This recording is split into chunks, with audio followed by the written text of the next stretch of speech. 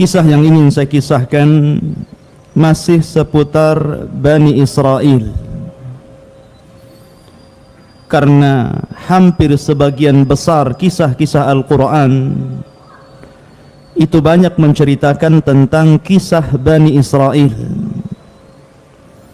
Kemarin saya sudah katakan bahwa Nabi yang paling banyak disebut dalam Al-Quran adalah Nabi Musa alaihi salatu wassalam. Sehingga di zaman Musa dan kaumnya Bani Israel, banyak para Nabi yang diutus kepada mereka. Tidak ada satupun zaman yang banyak mengutus para Nabi dan Rasul kecuali di zaman Bani Israel. Terkadang ada satu desa, 2, 3 Rasul atau Nabi, bahkan lebih daripada itu. Sebenarnya ini nikmat yang besar bagi mereka. Akan tetapi Bani Israel adalah umat yang kufur kepada Allah Subhanahu wa taala dan kurang untuk mensyukuri nikmat Allah Subhanahu wa taala. Kisah kali ini tercantum dalam suratul Baqarah. Surat Al-Baqarah ayat 259. Antum yang ada mushaf bisa dibuka mushafnya. Allah Subhanahu wa taala berfirman, saya akan bacakan dulu ayatnya. A'udzu billahi minasyaitonir rajim. Au kalladzi marra 'ala qaryatin wa hiya khawiyatun 'ala urushiha. Qala anna yuhyi hadhihi Allahu ba'da mautiha. فأماته الله 100 عام ثم بعثه قال كم لبثت قال لبثت يوما أو بعض يوم قال بل لبثت 100 عام فانظر إلى طعامك وشرابك لم يتسنه وانظر إلى حمارك ولنجعلك آية للناس وانظر إلى العظام كيف ننشزها ثم نقصوها لحما فلما تبين له قال أعلم أن الله على كل شيء قدير. Ma'asyiral muslimin rahimani wa rahimakumullah. Ayat ini menjelaskan tentang kisah yang sangat menakjubkan, karena kisah ini menunjukkan tentang qudratullah, kekuasaan Allah Subhanahu wa taala yang luar biasa. Tentunya bagi orang-orang yang beriman dan mau memikirkan ayat-ayatnya. Allah Subhanahu wa taala berfirman, "Au kalladzi marra 'ala qaryah." Atau seperti orang yang lewat di sebuah desa Qaryah. Wa hiya khawiyatun 'ala urushiha. Desa ini atau kota ini hancur lebur sehingga tidak berbekas lagi. Mungkin Batam seperti Batam hancur semuanya, tidak ada bangunan, tidak ada pepohonan, semuanya hancur sampai ke akar-akarnya. Siapa yang menghancurkan desa ini atau kota ini? Dan kota ini adalah kota Palestina, di sekitar Baitul Maqdis. Dahulu ada kota yang sangat ramai, yang sangat indah. Akan tapi Allah Subhanahu wa taala hancurkan lewat seorang raja. Raja yang membantai seluruh Bani Israel yang ada di sekitar Baitul Maqdis. Siapa dia? Bukhtun Nasr. Sudah saya katakan bahwa ada 4 raja yang kekuasaannya hampir meliputi dunia. Salah satunya Sulaiman yang beriman, kemudian juga Dzulqarnain. Ini dua raja yang beriman kepada Allah Azza wa Jalla. Dzulqarnain dan Sulaiman berhasil menguasai sebagian besar dunia. Kemudian yang dua kufur, Namrud di masa Nabiullah Ibrahim Khalilur Rahman, dan Bukhtun Nasr. Dialah yang membantai Bani Israel, bahkan menghancurkan kotanya sampai ke akar-akarnya. Akhirnya kota itu tidak berbekas. Di zaman itu ikhwatu fillah, ada seorang nabi yang diutus kepada Bani Israel, nabiyun min anbiya'i Bani Israel, seorang nabi dari nabi-nabi yang Allah utus kepada Bani Israel, namanya Uzair. Siapa Uzair? Kita akan mengkisahkan tentang kisah Uzair. Walaupun sebagian ahli tafsir banyak yang mengatakan bahwa laki-laki yang melintasi kota yang ambruk ini adalah Nabi Khidir. Ada juga yang mengatakan rajulun min Bani Israel. Akan tapi pendapat yang masyhur bahwa yang melintasi kota ini adalah Nabiullah Uzair alaihi salatu wassalam. Karena kalau kita hendak menta'yin sebuah sejarah itu sulit. Bahwa ayat ini terjadi kepada Uzair itu sangat sulit sekali. Karena kita bicara tentang sejarah bukan di zaman Rasul atau setelahnya, tapi kita bicara sejarah di zaman sebelum Rasul. Makanya para ulama tafsir mereka hanya mengatakan inilah pendapat yang masyhur, pendapat yang rajih, pendapat yang akrab, yang lebih dekat, sehingga mereka memilih bahwa kejadian ini di masa Nabiullah Uzair alaihi salatu wassalam. Ma'asyiral muslimin rahimani wa rahimakumullah. Uzair ini dia keluar dari rumahnya, faraqibal himar, dia pun menunggang keledainya. Kemudian dia berjalan dan melewati kota yang hancur lebur ini. Akhirnya kemudian karena panas sangat terik, fi waktu zahirah, di waktu zuhur, dia berusaha untuk mencari perlindungan dari teriknya matahari. Maka dia melihat sebuah pohon atau mungkin bebatuan yang bisa menaungi dia, dan dia pun kemudian duduk di situ tafakkur, merenung. Dan itulah orang saleh, ikhwan. Orang saleh itu kalau melihat pemandangan yang indah, melihat langit yang indah dengan berbagai macam bintang dan bulan, melihat lautan yang sangat indah, maka mereka akan memuji Allah, tafakkur, menjadikan itu salah satu tanda-tanda kebesaran Allah. Karena mengenal Allah hanya dengan dua cara: melihat tanda-tanda kaun alam dan juga membaca ayat-ayat syar'i berupa kitab-kitab yang diturunkan Allah kepada kita. Lah Uzair ini termenung melihat kota yang dahulunya hijau, dahulunya ramai, dahulunya penuh dengan bangunan, tiba-tiba dihancurkan Bukhtun Nasr sampai ke akar-akarnya. Mungkin kalau kita melihat sekarang, mungkin seperti di Suriah, Anda bisa melihat kerusakan kota yang luar biasa. Dihancurkan, dibom, diborbardir, hancur lebur. Sehingga Uzair termenung melihat kota yang hancur sampai ke akar-akarnya ini. Sehingga kemudian dia mengatakan, bagaimana Allah subhanahu wa ta'ala bisa mengembalikan kota itu? Bagaimana mungkin Allah subhanahu wa ta'ala mampu mengembalikan kota ini? Tentu kalimat ini bukan karena syak keraguan Uzair. Mustahil, dia seorang nabi meragukan Allah subhanahu wa ta'ala mampu membangkitkan kota yang mati. Tapi ini beliau ingin tafakkur, bagaimana mungkin kota ini bisa bangkit lagi. Dan itu bisa terjadi kepada kita. Seperti antum melihat kota peperangan sampai hancur gitu kan. Mungkin antum berpikir, kapan nih kota ini kembali seperti semula? Seperti itulah kalimat Uzair.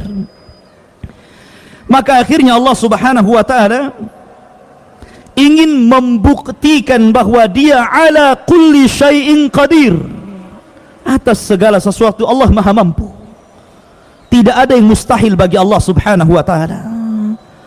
Maka Allah subhanahu wa ta'ala katakan, qala anna yuhyi hadihi Allahu ba'da mautiha.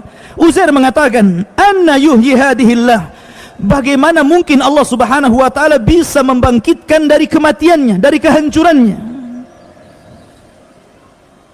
Maka Allah subhanahu wa ta'ala kemudian mengirim malaikat maut.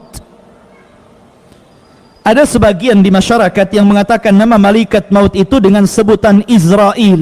Ini tidak benar, ikhwan. Karena hadis Rasul ataupun Al-Quran tidak menyebutkan nama tentang siapa nama malakul maut, malaikat yang mencabut ruh atau kematian. Al-Quran hanya mengatakan malakul maut, malaikat kematian. Begitu juga hadis mengatakan malakul maut, tidak dikatakan Israel. Israel ini istilah Bani Israel yang tidak jelas juntrungannya. Maka kita katakan sebagaimana Al-Quran mengatakan, qul yatawaffakum malakul mautil lati wukila bikum. Allah hanya mengatakan apa? Malakul maut di sini. Maka malakul maut datang ketika itu Uzair ikhwatu fiddin, sebelum dicabut ruhnya oleh malaikat maut ini, dia membawa bekal dari rumahnya. Dia membakal tin. Tin itu buah yang ma'ruf di Arab. Kemudian inab. Inab itu anggur yang biasa diperas untuk asir, untuk jus gitu kan. Kemudian membawa beberapa bejana. Maka Uzair pun sebelum dicabut ruhnya, dia sempat memakan buah tin dan memeras inab tadi, kemudian meminumnya, kemudian beristirahat dari teriknya matahari sambil termenung. Disitulah malakul maut datang, faqabidha ruhuhu, maka ruhnya siapa? Uzair ini dicabut oleh malaikat maut, ditidurkan oleh malaikat maut. Makanya Allah katakan fa'amatahu Allahu, maka Allah wafatkan dia, Allah tidurkan dia. Berapa lama? Mi'ata amin, 1 abad lamanya. Ada orang yang tidur 1 abad? Antum tidur sehari semalam udah capek. Tidur saja bisa capek. Ini tidur 100 tahun, ikhwan. Dan 100 tahun dia tidur, ikhwatu fiddin, tidak ada yang berubah jasadnya. Aneh kan? 100 tahun Allah wafatkan, Allah tidurkan, jasadnya tidak berubah sedikit pun. Makanya ketika terjadi banjir besar di Arab Saudi yang kemudian menghantam kuburan 70 syuhada Uhud, karena kita tahu bahwa kuburan dari padang pasir tentu berbeda dengan kuburan dari tanah liat kan, mudah dihempas air. Apa yang terjadi? Seluruh jasad para sahabat ngapung ke atas. Ya subhanallah ikhwan, tidak ada jasad yang berubah. Bahkan mereka mengenali jasadnya Hamzah yang ketika itu dibedel perutnya oleh siapa? Hindun, dan diambil ususnya, dibuat anting-anting dan kalung karena dendamnya kepada Hamzah. Jadi bekas sayatannya nampak di situ. Akhirnya kemudian jasad syuhada Uhud dipindah ke atas, ke Bukit Ainain, yang dahulunya di zaman peperangan Uhud, bukit itu adalah bukit yang diperuntukkan untuk 40 pemanah yang Nabi SAW percayakan kepada mereka. Kemudian pemanah ini turun, kemudian terjadi kekalahan oleh pasukan Quraisy yang dipimpin oleh Khalid ibn Walid sebelum beliau masuk Islam. Tapi ini tidak mustahil bagi Allah, ikhwan. Allah membiarkan jasad itu 100 tahun dan tidak berubah. Luar biasa kekuasaan Allah subhanahu wa ta'ala. Ya. Kemudian malaikat setelah 100 tahun, summa ba'athah, tiba-tiba ruhnya ditiupkan kembali, kemudian dia terbangun sebelum matahari terbenam. Jadi dia seolah-olah tidur zuhur, bangun sore. Dia sangka cuma beberapa jam saja, padahal dia tertidur 100 tahun. Maka malaikat yang menjelma manusia mendatangi siapa? Uzair ini. Kemudian bertanya, kam labista, sudah berapa lama kau tidur di sini? Maka dia menjawab, labistu yauman au ba'da yaum. Mungkin aku tidur sehari atau mungkin setengah hari. Padahal sudah tidur 100 tahun. Dia katakan apa? Mungkin aku tertidur 1 hari atau setengah hari saja. Ya. Keajaiban ikhwan, Allah ala kulli syai'in qadir. Ya. Kemudian malaikat itu mengatakan, qala bal labista mi'ata amin. Tidak, kau sudah tertidur 100 tahun wahai Uzair. Uzair bingung, mana mungkin, ya kan? Karena apa? Karena Allah subhanahu wa ta'ala membangunkan dia sebelum matahari terbenam. Ketika dia tidur, Allah cabut ruhnya ketika waktu duhur, kemudian Allah tiupkan ketika sebelum terbenam. Jadi dia sangkanya separuh hari saja dia tidur. Maka malaikat itu mengatakan, fangdur ila ta'amika, lihatlah makananmu wahai Uzair, wa syarabika, dan minumanmu, lihat minumanmu dan makananmu, lihat buah tin yang kau bawa, lihat inab, anggur yang kau bawa, dan minuman perasan anggur yang kau peras, lam yatasannah, tidak berubah sedikit pun. Itu yang membuat Uzair apa? Seolah-olah tidak tidur lama. Kalau 100 tahun sudah berubah warna, minimalnya sudah nggak ada makanan itu. Jangankan 100 tahun, antum nyimpen anggur saja 1 hari itu sudah berubah. 2 hari sudah kering, 3 hari sudah dimakan tikus. Ya. Artinya bahwa itulah dunia, ya taghayyar, berubah. Dunia ini akan senantiasa berubah. Makanya ketika Allah subhanahu wa ta'ala mensifatkan sorga, sorga itu tidak berubah. Allah katakan dalam Al-Quran, masalul jannati allati wu'idal muttaqun, permisalan sorga yang Allah peruntukkan untuk orang-orang yang bertakwa, fiha, di dalamnya apa? Anharun min ma'in ghairi asin, air yang tidak pernah berubah, tidak pernah berubah bentuknya, tidak pernah berubah rasanya. Di dunia ikhwan, hatta 1 botol ini kalau kita biarkan 1 tahun dia akan berubah. Tidak mungkin tidak berubah di dunia. Apa yang tidak berubah? Akan berubah. Di dunia akan berubah. Makanya di sorga tidak berubah. Wa anharun min labanin lam yataghayyar ta'muh. Bahkan ada 1 aliran susu yang tidak pernah berubah rasanya. Di dunia pasti berubah. Sering saya katakan, kalau Anda buat susu di pagi hari kemudian diminum minggu depan, itu mencret, berubah rasanya jadi penyakit. Tapi di sorga tidak berubah. Tapi di sini Allah subhanahu wa ta'ala menjadikan itu tidak berubah untuk sebagai apa? Tanda-tanda kebesaran Allah. Allah ala kulli syai'in qadir. Allah atas segala sesuatu maha mampu ikhwan. Tapi lihat, yang menjadikan ikhwatu fiddin yang dimuliakan Allah azza wa jal, bahwa Uzair baru dia paham bahwa dia tertidur 100 tahun, kalimat setelahnya malaikat ini mengatakan, wangdur ila himarika, lihat di mana keledaimu sekarang. Keledaimu sudah tidak ada lagi. Uzair tidak melihat keledainya kemana, padahal keledai itu ditambat di dekat peristirahatan dirinya. Tiba-tiba Allah subhanahu wa ta'ala meniupkan roh, meniupkan angin, meniupkan rih, meniupkan angin.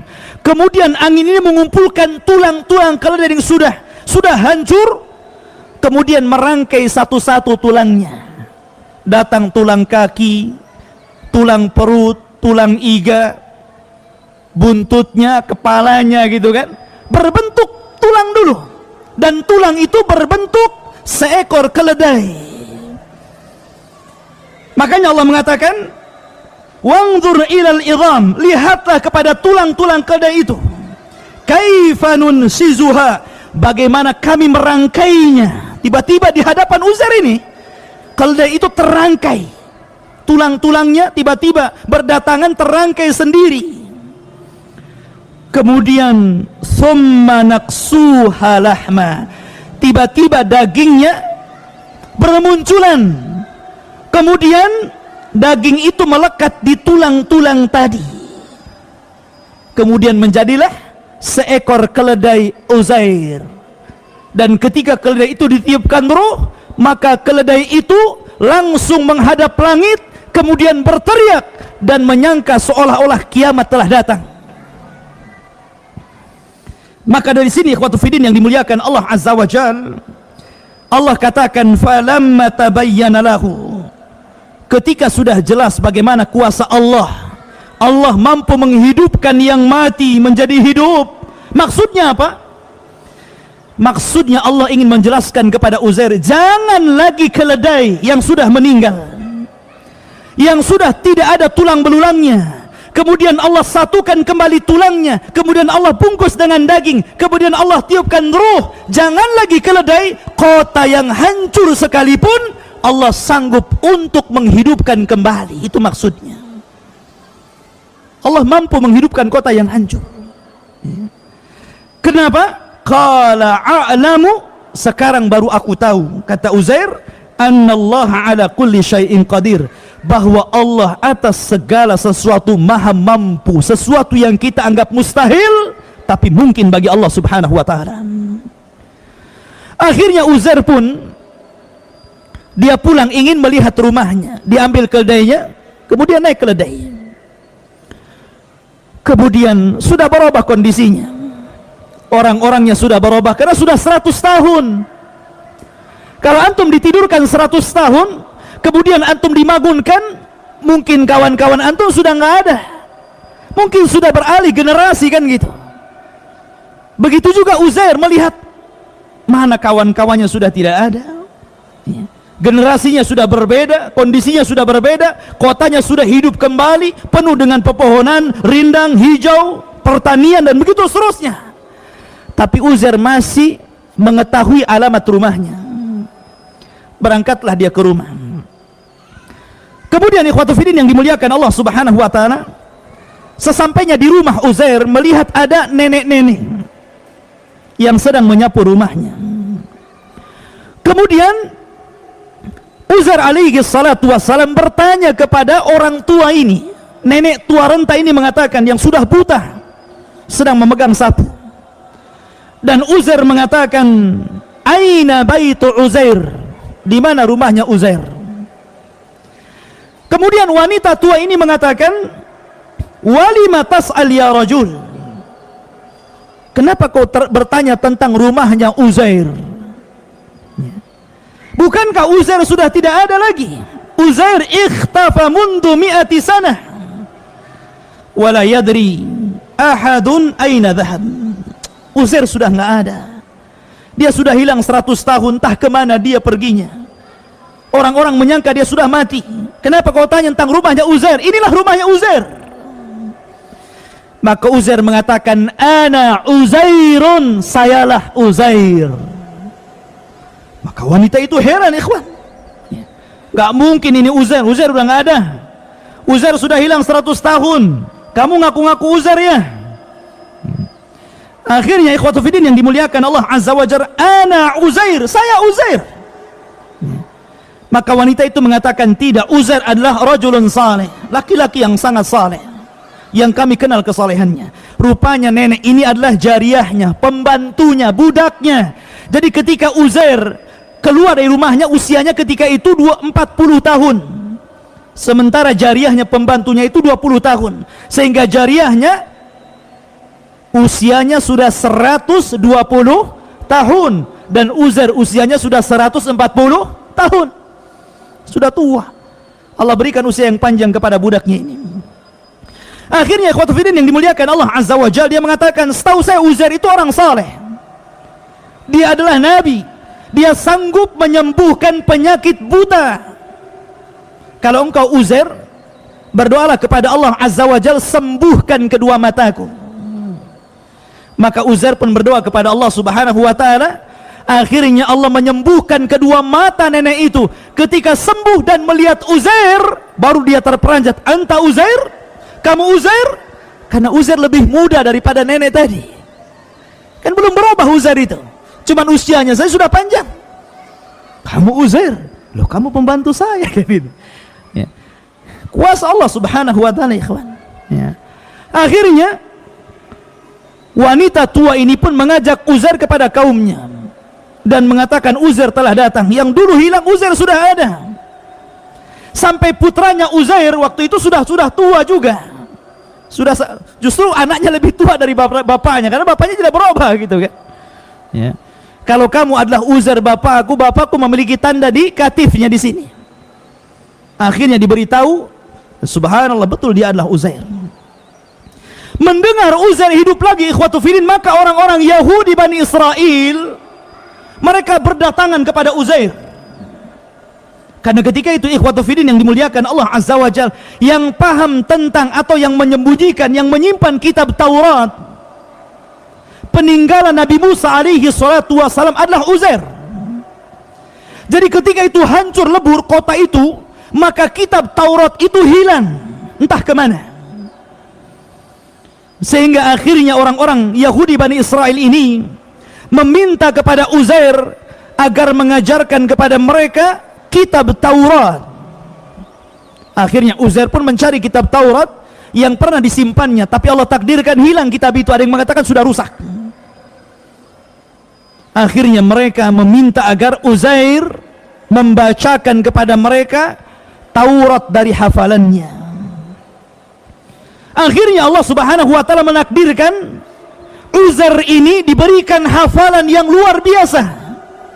Dia mampu menghatamkan dan menghafalkan kitab Taurat dari awal sampai akhir. Dia membacakan kitab Taurat, padahal kitab itu sudah tidak ada lagi. Dari sinilah orang-orang Yahudi tersesat. Kenapa? Mereka menganggap Uzair itu ibnullah, anak Allah. Wa qalatil yahudu Uzair ibnullah, wa qalatin nasara Al-Masih ibnullah, dzalika qauluhum bi afwahihim. Ketika orang-orang Yahudi mengatakan Uzair anak Allah, ketika mengatakan Nasrani Isa anak Allah, kenapa? Karena mereka menganggap bahwa Uzair berbeda dengan Musa. Nabi Musa sendiri ikhwatu fillah yang Taurat turun kepadanya, beliau kalau menyampaikan Taurat masih membawa catatannya. Tapi Uzair tidak membawa catatan sedikit pun. Betul-betul dia menyampaikan Taurat itu dari hafalannya. Seolah-olah orang Yahudi menyangka bahwa Uzair itu anak Allah. Karena apa? Mampu berbicara dengan kitab Taurat. Tersesatlah orang-orang Yahudi di sini dan mengatakan Uzair anak Allah, naudzubillah. Sebagaimana tersesat orang-orang Nasrani mengatakan Isa ibnullah, anak Allah. Ma'asyiral muslimin rahimani wa rahimakumullah. Maka akhirnya Uzair pun berdakwah kepada Bani Israel, kemudian mengembalikan Bani Israel kepada ajaran Musa alaihi salatu wassalam. Kemudian ikhwatu fillah yang dimuliakan Allah Azza wa Jalla, kalau kita melihat kisah ini dan kisah setelahnya, antum perhatikan Al-Quran Al-Baqarah ayat 159, kemudian disusul dengan Al-Baqarah 260, jadi 259, setelah itu 260, sama berbicara tentang kuasa Allah, bagaimana Allah menghidupkan sesuatu dari kematian. Cuman berbeda ceritanya. Kalau 259 itu bercerita tentang Uzair, tapi kalau 260 berbicara tentang Ibrahim. Ketika Ibrahim alaihi salatu wassalam mengatakan, wa idh qala Ibrahimu rabbi arini kaifa tuhyil mauta. Ketika Ibrahim berkata, ya Rabb, perlihatkan kepadaku bagaimana engkau menghidupkan kematian. Qala, maka Ibrahim mengatakan, awalam tu'min, kamu kurang beriman kepadaku wahai Ibrahim? Qala bala, tidak ya. Walakin liyatma inna qalbi, supaya aku lebih tenang. Maka Allah Subhanahu wa taala katakan kepada Ibrahim, fakhud arba'atan minat tayr, ambil 4 burung ya. Fasuruhunna ilaika, kemudian potong-potong burung itu. Summa ja'al ala kulli jabali minhunna juz'ah, kemudian letakkan bagian-bagiannya di setiap gunung. Kamu letakkan kepalanya di sana, kakinya di sana, ekornya di sana, terserah ya. Kemudian sammad'uhunna, kemudian panggillah mereka. ya'tinaka sa'ya, maka mereka akan mendatangi kamu dengan bersegera. Allah mengembalikan burung-burung yang sudah dipotong-potong Ibrahim itu menjadi kembali, kemudian ditiupkan roh, kemudian datang kepada Ibrahim alaihi salatu wassalam, wa'lam annallaha azizun hakim, ketahuilah Allah maha perkasa dan Allah maha bijaksana.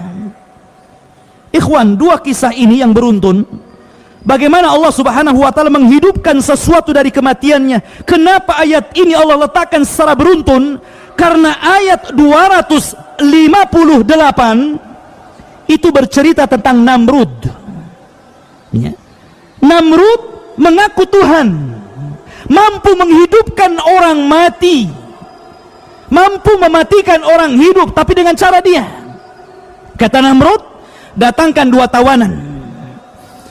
Kata Namrud, yang satu ini memang diponis mati, segerakan dia, bunuh dia atas perintah saya.